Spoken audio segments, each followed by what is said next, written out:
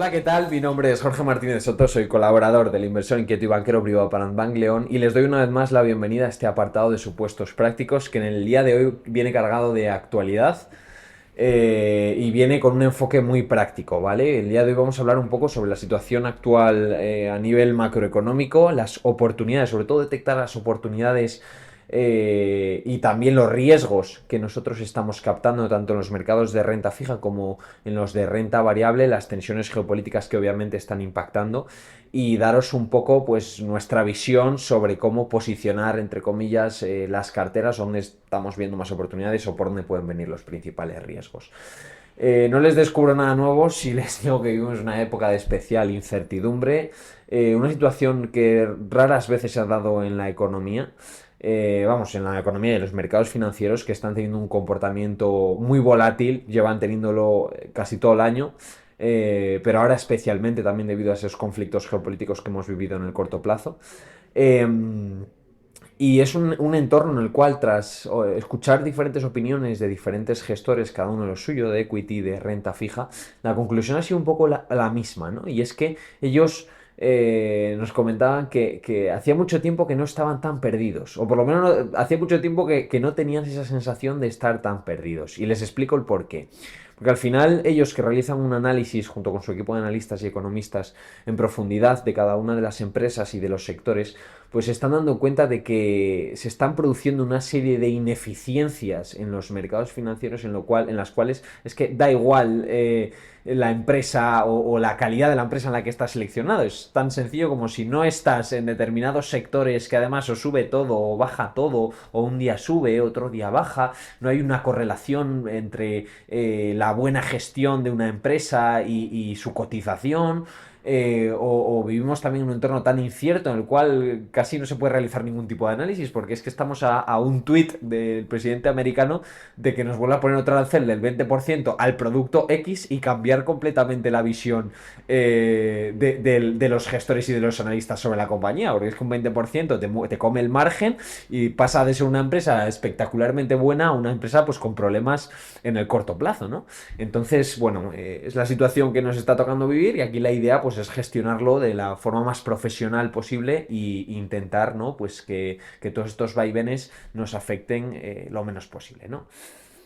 En cuanto a índices, y si queréis, empezamos por la parte de renta variable, ¿vale? Nosotros, y hablando con un gestor también especialista en renta variable, dice que teniendo en cuenta el nivel de precios, sobre todo en Estados Unidos actual, ¿vale? Que tenemos el Standard Poor's por encima de los 6.000 puntos, el Russell en 2.124 y el Nasdaq, el Composite, en torno a 19.700. Dicen que a estos niveles, y sobre todo centrándonos en el S&P, que no ven que, o sea, teniendo en cuenta los PERES actuales y el descuento de beneficios previsto para las empresas, dice que en teoría en los próximos 10 años a este nivel de precio, la acción, las acciones del S&P deberían subir en los próximos 10 años, repito, de media un 0% al año. O sea, no ven crecimiento en Estados Unidos. ¿Por qué? Bueno, en este índice en concreto, en el S&P.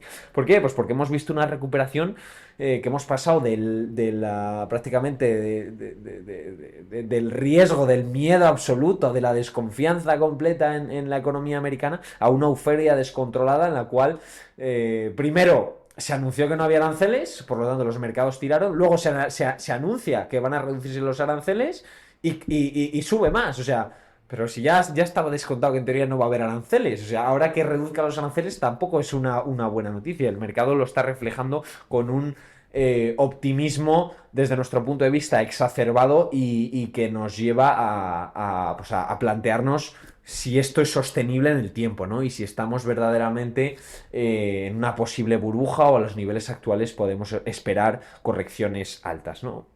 Simplemente por darles datos, desde el mínimo que tocamos en abril, justo antes del Liberation Day, el mercado ha recuperado prácticamente, sobre todo el S&P, prácticamente todo, ¿no? Ya que le queda un 2,37 por recuperar, el Nasdaq está parecido con un 2,39 por recuperar y el Russell 2000, y aquí centramos si queréis un poco el tiro en las pequeñas compañías, es un poco el que más guerra está dando, ¿no? ¿Y por qué? Pues porque estamos viendo que primero las pequeñas compañías americanas son las que en principio más se ven afectadas en este caso por no ver esa bajada de tipos de interés en Estados Unidos, que sí que se esperaba. Nos recordamos que las empresas americanas, las pequeñas empresas americanas, necesitan que los tipos se bajen porque son las primeras en financiarse y se financian a cortito plazo.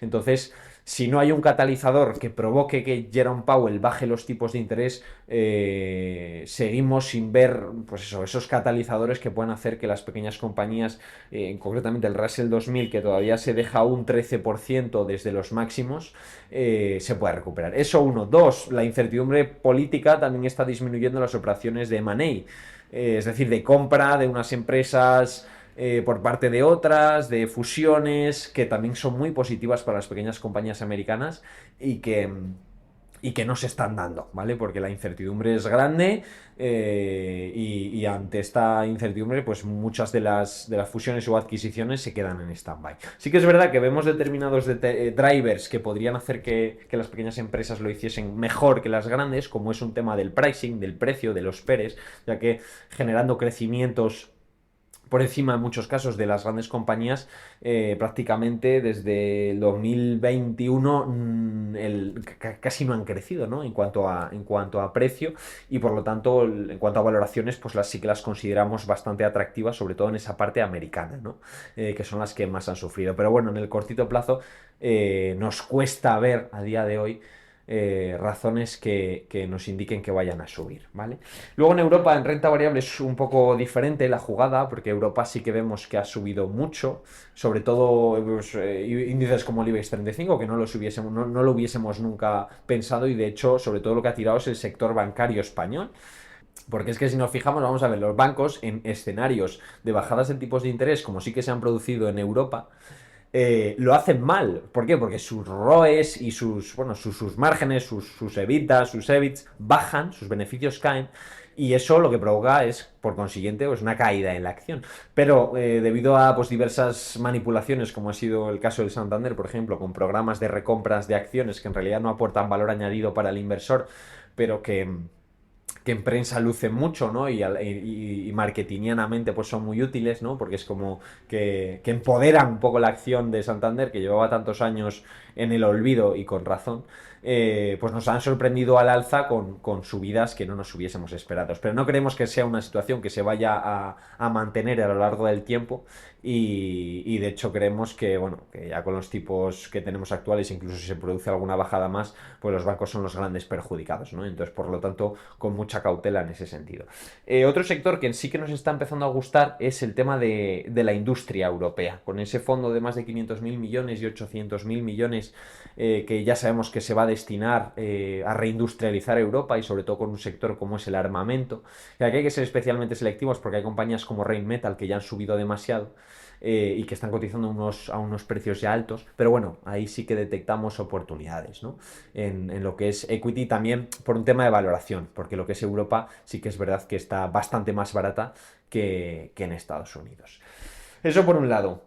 Hablando de renta fija, ahí cambia un poco el panorama, ¿vale? El pulso, si le tomamos el pulso a la renta fija, seguimos viendo que hay muchas oportunidades en renta fija. ¿Por qué? Pues porque los tipos en Estados Unidos todavía no han caído, y eso pues para las pequeñas compañías es algo muy negativo.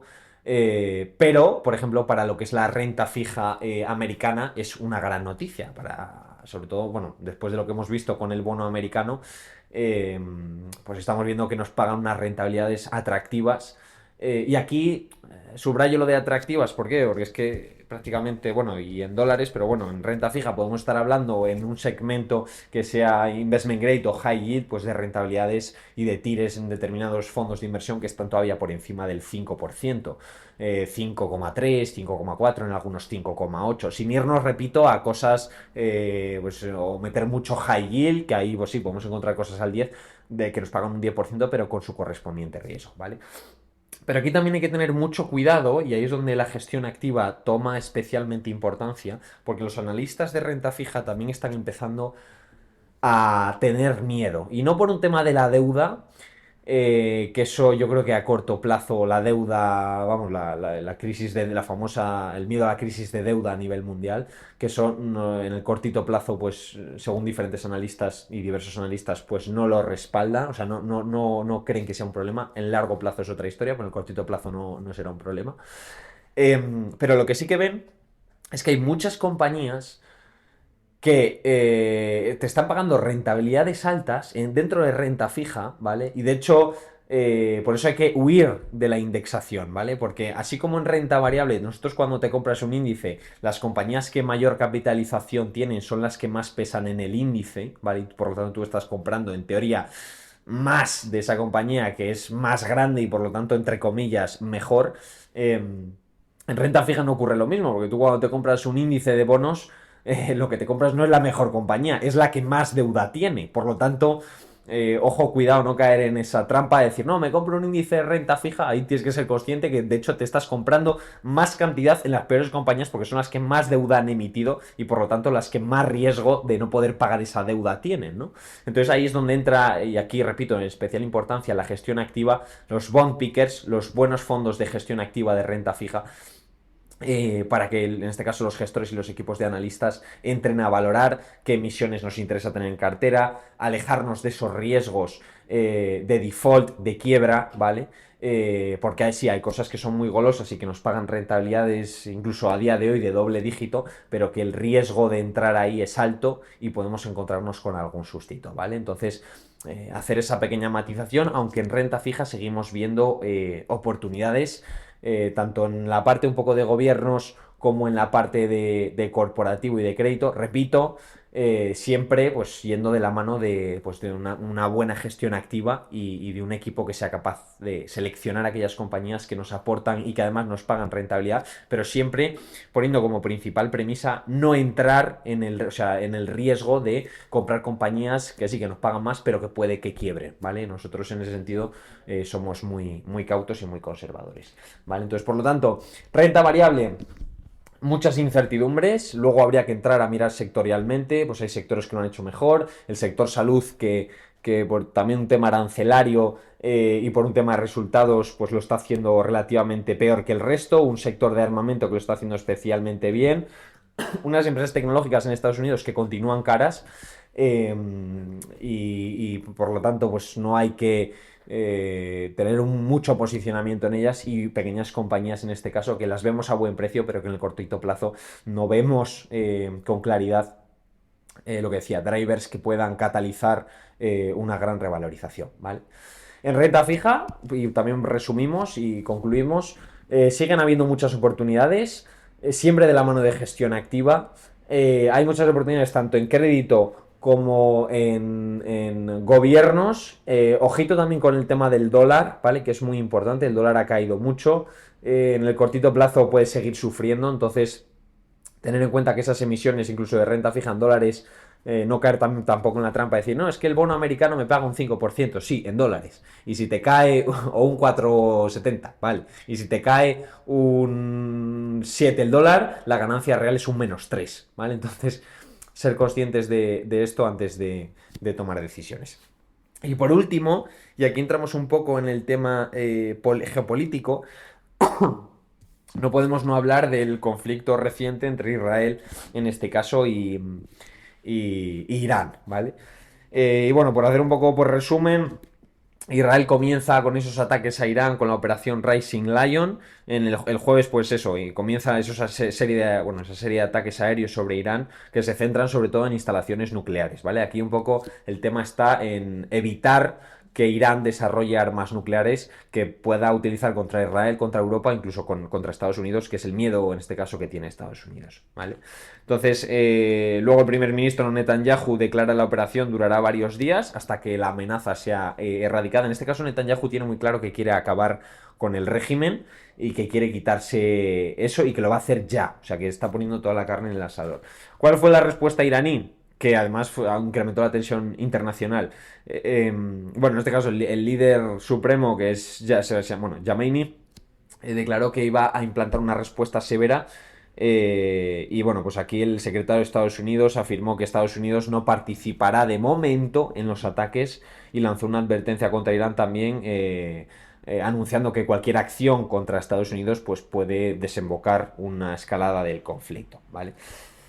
Desde nuestro punto de vista, no creemos que este conflicto se vaya a alargar en el tiempo por dos razones. Una, el régimen iraní, al margen de estas actuaciones puntuales contra Tel Aviv, y contra Israel, no creemos que tenga la potencia militar suficiente como para plantar cara ni a Israel ni siquiera a Estados Unidos. Por lo tanto, el reloj va en su contra, ¿vale? Y por lo tanto, yo creo que le interesa también negociar. Y nosotros lo que creemos es que finalmente se llegará a una especie de pacto o de paz en la cual Irán abrirá un poco sus puertas para que tanto Israel como Estados Unidos inspeccionen y verifiquen y controlen y monitoricen que efectivamente no se van a desarrollar armas nucleares, y por la otra parte pues tanto Israel como Estados Unidos pues se comprometerán a no volver a atacar, ¿vale? Es nosotros el escenario que vemos. Pero bueno, en el cortito plazo, ¿qué es lo que hemos visto? Pues un impacto directo y absolutamente importante en el precio del petróleo, ¿vale? Que en julio el West Texas, bueno, subía un 9% hasta los $74 el barril. El Brent en agosto también un 8,8% hasta los $75. Y lo que ha marcado pues es el mayor repunte que veíamos bueno, prácticamente desde el 2020, ¿vale? El mercado sigue descontando un riesgo significativo de que el conflicto se agrave y aquí donde ponen los expertos la vista es un poco en el estrecho de Hormuz, ¿vale? El cual pues navegan los barcos que portan en torno a un 20% del comercio mundial de crudo y que en el caso de que Israel, bueno, en este caso Irán, lo bloquease, pues veríamos un incremento y una reducción en la producción de petróleo considerable, en torno a un 20%. Bloomberg apunta que en el caso de que eso se produzca, esto podría añadir hasta $20 a mayores al precio del barril. O sea que casi nos iríamos, si está en 70, pues nos iríamos en torno a $90 el barril, que eso sí que es verdaderamente preocupante porque supondría un incremento en los costes para la economía mundial importante, ¿no? Eh, entonces estamos viendo tensiones en la curva de crudo, aunque nosotros en largo plazo vemos que eso se va a ir suavizando hasta que finalmente se alcance esa paz, ¿vale? Y luego por hablar un poco, eso por el tema de geopolítica. Luego la guerra de Ucrania, continúan las negociaciones, pero tampoco se está llegando a ningún punto. Con el tema arancelario, pues estamos viendo que Trump cada vez se ve más presionado tanto por empresarios americanos como también por las propias revueltas sociales que hemos visto estos días, y esto le ha hecho adoptar un discurso bastante más tranquilito en el corto plazo. Y eso en cuanto a geopolítica. Al final esto es incierto, hay que aprender a vivir con ello, por lo tanto también hay que buscar estrategias que, pues, retorno absoluto, renta fija bien diversificada, que nos ayuden pues a reducir la volatilidad en las carteras, y bueno, tener una exposición a equity, pero siendo muy conscientes de que al final, pues eso, estamos en un entorno incierto y sobre todo que el cortito plazo es muy difícil aventurarse y acertar, ¿no? Otra cosa, tema Asia, ¿vale? Tenemos por un lado la parte de India que no lo está haciendo especialmente bien, a pesar de que, bueno, en este caso Modi, primer ministro indio, fue uno de los primeros en reunirse con Trump para revisar el tema de los aranceles y bueno, se llegó a un acuerdo relativamente rápido. Pero sin embargo, pues el equity indio sí que es verdad que le está costando despegar. También ha recuperado, igual que la renta variable americana, desde los mínimos, pero le está costando. Nosotros sí que seguimos viendo potencial en la India, porque es un país que en el largo plazo tiene muchísimo, bueno, se espera muchísimo crecimiento, es un país muy estable, es un país en el cual ya esa clase media se empieza a consolidar y que por lo tanto el consumo interno es muy fuerte y que a nivel demográfico, pues bueno, es la primera potencia a nivel mundial.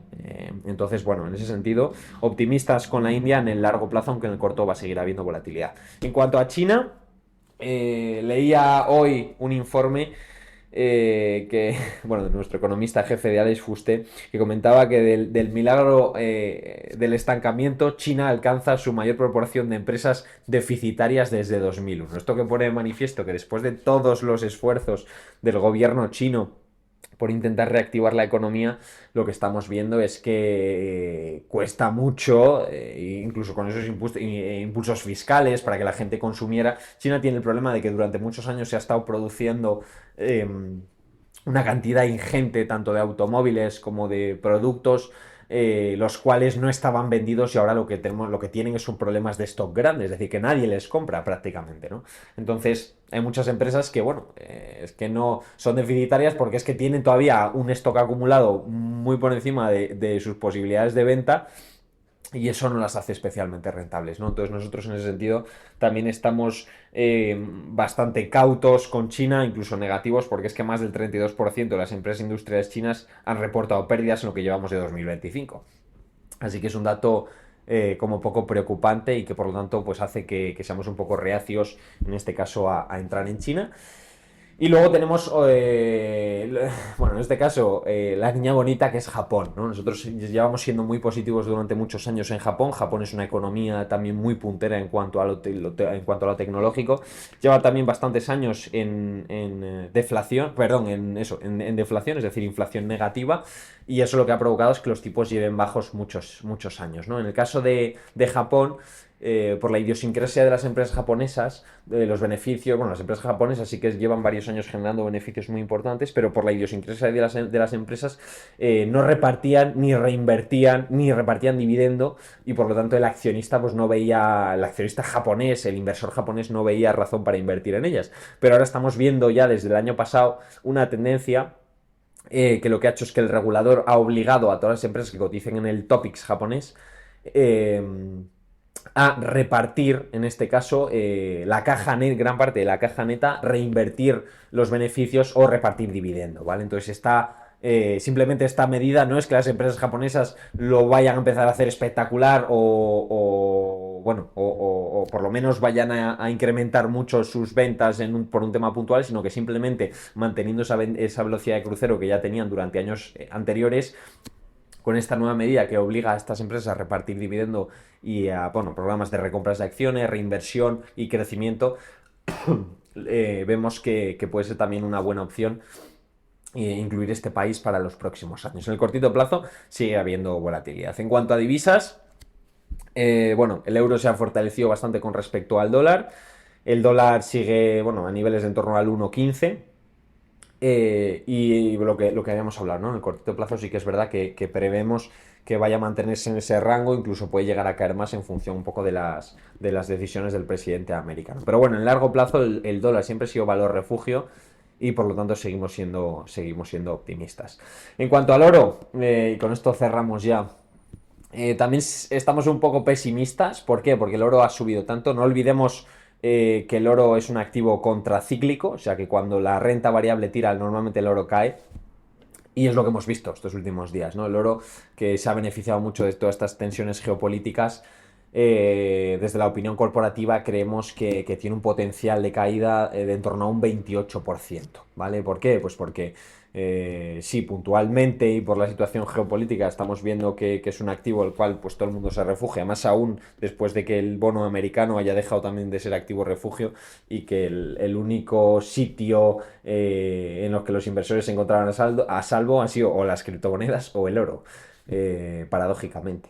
Entonces, bueno, nosotros vemos que esta situación en el largo plazo se acabará revirtiendo y veremos caídas en el oro. Nada más por mi parte, yo creo que hemos tocado ahí todos los palos, es una visión bastante completa de lo que está ocurriendo en los mercados a día de hoy. Y dos consejos. Primero, no son recomendaciones, son consejos simplemente. El primero sería la diversificación, tener una cartera bien diversificada en estos momentos por países, por regiones, estando en los que hay que estar, no estando en los que no hay que estar, pero también una diversificación en cuanto a renta fija, renta variable, incluyendo estrategias de retorno absoluto que nos sirvan un poco de airbag ante los movimientos del equity a nivel mundial.